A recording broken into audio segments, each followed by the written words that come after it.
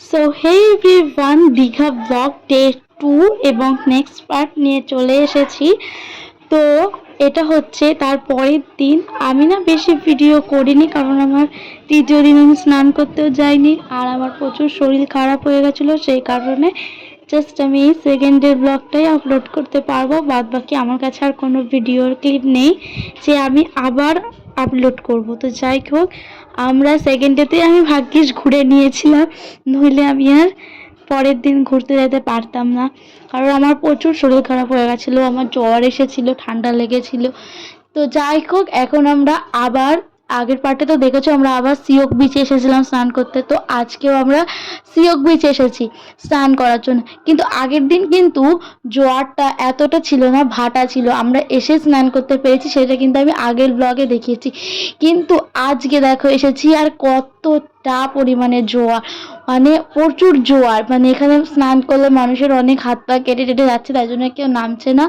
আমরা তাই উঁচু ওখানটায় ঝাউ বাগানটা এখানে বসে আছি সবাই মিলে, অনেকক্ষণ ধরে বসেছিলাম, গল্প টল্প করছিলাম। আর এই যে আমরা ফ্যামিলি ট্যুরে এসেছি, আর এই যে পুরো গোটা ফ্যামিলি আমাদের বাড়ির সবাই এখানে বসে আমরা গল্প করছিলাম, খাচ্ছিলাম, ছবি তুলছিলাম, ভিডিও করছিলাম, আর সমুদ্র তীরে বসে বসে সমুদ্রের ঢেউ গুনছিলাম সবাই আমরা।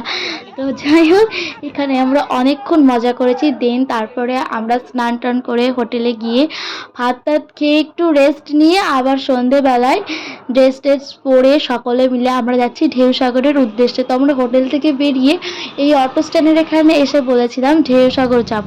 আর ঢেউসাগর যেতে যেতে এখানে এটা হচ্ছে পুরীর জগন্নাথ মন্দির তৈরি হচ্ছে, তো এইটুকুই আমি তোমাদের দেখাতে পেরেছি, তো এটুকুই দেখালাম। নেক্সট বার যদি আসি তবে ওটা হয়তো হয়ে যেতে পারে তখন তোমাদের সাথে পুরোটা শেয়ার করব।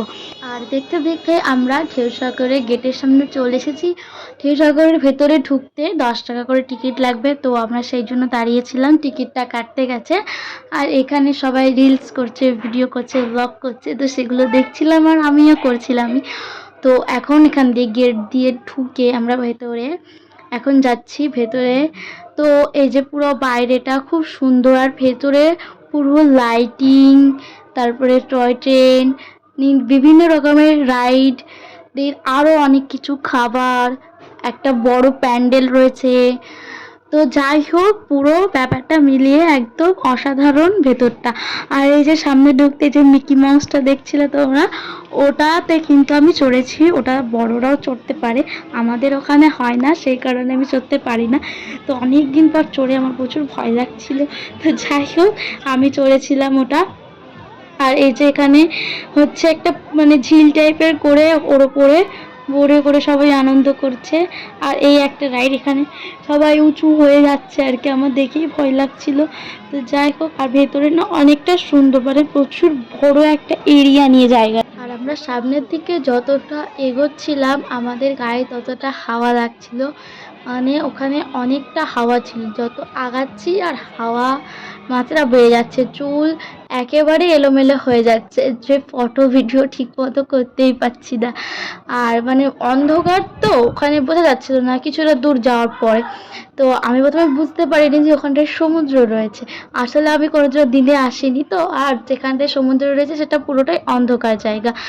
আর যে এই রাস্তাটায় আমি অনেকগুলো ফটো তুলেছি এবং খুব সুন্দর সুন্দরও ফটোগুলো এসেছে।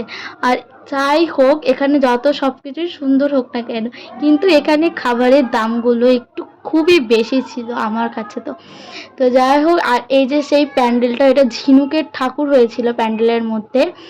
আর এই দোকানগুলোর ওপিটে যে অন্ধকার জায়গাটা দেখছো, ওখানটাতেই ঢেউ ছিল, মানে আর কি সমুদ্র ছিল, ওটা চারপাশ দিয়ে ঘেরা ছিল, ওখানে যাওয়া যাচ্ছিল না। এই দেখো, তোমরা দেখে তো বুঝতেই পারছো যে কতটা হাওয়া দিচ্ছিল, একদম আমরা সমুদ্রের পাড়েই বসেছিলাম।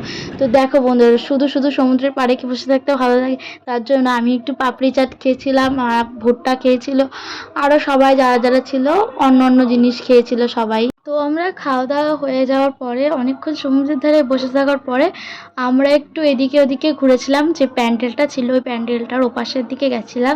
তারপরে এখানে লেখা ছিল আই লাভ ঢেউসাগর, এখানেও আমি অনেকগুলো ছবি তুলেছিলাম। তো যাই হোক, পুরো একদম অসাধারণ, চারিদিকে শুধু লাইটিং আর লাইটিং। দিনে আসলে হয়তো লাইটিংগুলো দেখতে পারতাম না, আবার দিনে হয়তো এমন কিছু ছিল যা আমি রাতে দেখতে পাচ্ছি না, হতেই পারে, না হওয়ার কি আছে। তো যাই হোক, খুব সুন্দর লাগছিল একদম। আর বেশি কিছু আর এদিকে ছিল না, তো আমরা ওই সাইডে গেলাম। এই সাইডে আর কিছুই নেই, জাস্ট বাইরে যাওয়ার এক্সিটের রাস্তা ছিল। তো আমরা এখান থেকে ঘুরে ওই যে ওই দিক দিয়ে আমরা প্যান্ডেলের পাশ দিয়ে গিয়ে যেখানে সবাই বসেছিল ওখানটায় আমরা গেলাম, গিয়ে কিছুক্ষণ ছিলাম, তারপরে দেন আবার হোটেলে চলে গেছিলাম। তো ব্লগটা কেমন লাগলো প্লিজ তোমরা কমেন্ট করে জানিও। আর তোমরা কে কে দীঘায় গেছো সেটাও কিন্তু কমেন্ট করে জানাতে পারো। তো আশা করি ভিডিওটা অনেক ভালো লেগেছে। আর নেক্সট টাইম যদি আমি আবার দীঘাতে যাই তাহলে আমি এর চেয়েও আরও ব্লগ ভালো আনার চেষ্টা করব। তো তোমরা প্লিজ আমার পাশে থেকো, like comment share and subscribe করে দিও। তো সবাইকে বাই।